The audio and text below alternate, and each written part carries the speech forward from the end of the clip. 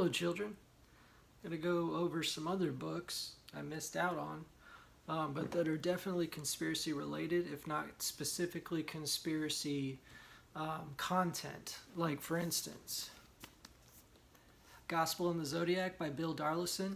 If this book is true, which it is, it implies that the New Testament book of Mark is all zodiacal and astrological and hiding the exact same 12 archetypes of the zodiac into the symbology of the text itself. And what's weird is the book of Mark, even though it's after Matthew, is actually written well before the book of Matthew, okay? So it's literally the oldest of the first four Gospels. So if that's true, then churches are hiding something and astrology is hiding something because they don't know anything and don't want to combine it with Christianity because it's associated with some generic American redneck paganism, which it kind of somewhat is. And this is David Warder Matheson, The Ancient Worldwide System, Star Myths of the World, Volume 1. This talks about so many different cultures that hide the same symbology in their hieroglyphs and Mayan tablets and such, and that exactly correspond to the zodiacal fucking archetypes in the sky. I talked about this one many years ago during 2012, but DMT, this is actual experiments of New Mexico done by the scientist Rick Strausman, MD, under controlled conditions of DMT injection, and they all saw similar things, which implies it's not like actually a hallucination like LSD. DMT is dimethyltryptamine, which is already right there in your brain right now. It's literally what people call your third eye, the pineal gland. Even Descartes, who said, "I will, therefore I am." I'm sorry, I think, therefore I am. I was thinking of Nietzsche. He believed the pineal gland was the third eye. So you got to read that to catch up. And speaking of which, consciousness beyond life, it's very similar to the same experiences in which these DMT people were experiencing. And this, Destiny of Souls, by Michael Newton, PhD, is past life regression, which says the same thing as consciousness beyond life, which is a bunch of nurses who talk about their experiences with patients, which is the same as the DMT shit, which is the same as Swedenborg's Heaven and Hell in the 1700s. These are all describing the same exact afterlife, and we're just completely ignorant, and Illuminati know everything, so I'm trying to help y'all know stuff.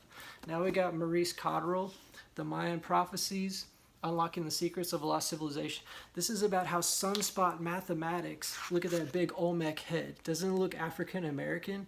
Look how they took off the nose, but like black people were part of the Mesoamerican, South American, North American culture. Not Native Americans so much, but who knows, right? Blacks might even have been the pharaohs in Egypt. We don't know. Okay, it's really interesting. But this talks about 1366, 560, which is, of course, the great Mayan holy number, and how it corresponds to sunspot cycles, bro. I've actually emailed Maurice Cotterill before. It's very interesting. This is just a good book. Martin Booth, Cannabis A History. It talks about how in 1937, Harry Anslinger said, black people and Mexicans are raping our women, and their jazz music is, corrupting the youth and all that dumb racist shit. And that's what illegalized cannabis. It's called cannabis, not marijuana. That's not the technical term or scientific term whatsoever. Marijuana was created to make people fear Mexicans more. It's really sad. Because I fucking love Mexico. I'm from Texas, so I'm all cool with that. Dead Sea Scrolls. And, by the way, this is part of a conspiracy. This explains the conspiracy and why it's completely unconstitutional. And the Mayan Prophecy shows how Mayan mathematics is a secret hidden solar system astronomical science. So it's a conspiracy that we don't know this stuff already, and there's books about it. Dead Sea Scrolls shows how the Septuagint is somewhat more accurate than 99% of current Bibles, because these are the older texts finally found in 1947 and being rediscovered. It says the same stuff as the Septuagint, which was 1,000 years prior to the Masoretic text, which was only dated to 900 AD. The Septuagint, which is the same Old Testament, was dated to like 200 or 100 BC. Okay, we're talking about a 1,000-year difference, and we're using the newer Hebrew text instead of the actual Old Testament. Just, I don't care if it's Hebrew, Spanish, Chinese, fucking Russian. It's the source material that matters, and the source material of the Septuagint is much older than the Masoretic text, which has actually been converted and corrupted so as to take out a lot of Jesus prophecies. Imagine that. So Shakespeare's secret book, this is how he hides the number 33 in a lot of his plays, and we all know 33 is a big Freemason number. A lot of people think Shakespeare was involved in the KJV 1611 translation, but we really don't know. So all we know is that Shakespeare's a genius. I don't know if he's Francis Bacon, but him is a genius, and I've actually been watching some of his plays recently. You can just watch them on YouTube. I did Julius Caesar and some other ones. Hamlet's Mill, an essay investigating the origins of human knowledge and its transmission through myth. And that transmission is the precession of the equinox fable. That's what it's. A lot of myths are hiding the secret of the stars. That's why it's the cover, okay? This is a very important book, extremely important book. A lot of people don't know about. It's by, doesn't even have the name, Giorgio de Santillana and Hertha von Deckend. Okay, I actually got this copy in England, so it's kind of interesting. When I saw Stonehenge, so it kind of makes sense that Stonehenge hides the stars, and I get this book in England which does that stuff. But anyway, it explains all this cool mythological stuff and how the ancients were hiding the same exact story with different archetypes. So that's another conspiracy. Like, mythology handed to us is completely interpreted literally like, oh, they're just making up some stories, doesn't matter, who cares? No, it's so much deeper than what our schools and educational scholarly systems are telling us what it is. Exegesis of Philip K. Dick. I got this in 2011. Still haven't finished it. Not because I can't read a big book. I'm a James Joyce fan. I have a whole shelf. Just because it's so deep, and I'm too scared to read what's next because it's so fucking true. If you don't know, Philip K. Dick wrote the stories for, Minority Report, Blade Runner, Total Recall, and one other really famous thing, but it doesn't come to mind, but of course I'll put it in the link. Anyway, this exegesis explains how true Christianity is being suppressed by an evil beast system. That's an illusion in a Platonic form, kind of like Plato's cave, and we can't get out of it without first having a crazy awareness. And that's what happened in February and March of 1974, when this crazy spiritual thing happened to him. And he basically saw the afterlife, which is, once again, very similar to the DMT things and the past life regression stuff. And look, this is even the Pisces, the Christian fish right here. It's all symbolic of that because he found the kind of new Christianity, aka the old Christianity, that the original people who hung out with Jesus and his apostles and his friends were actually practicing. It's versus this 21st century garbage. Okay, last one. Dark Mission, The Secret History of NASA by Richard C. Hoagland and Mike Barrett. One of the most essential books about the moon landings. Now it's all Freemason numbers. Yes, we did go to the moon, but it's not what you think it is. We didn't fake the moon landings. We fucking went to the moon.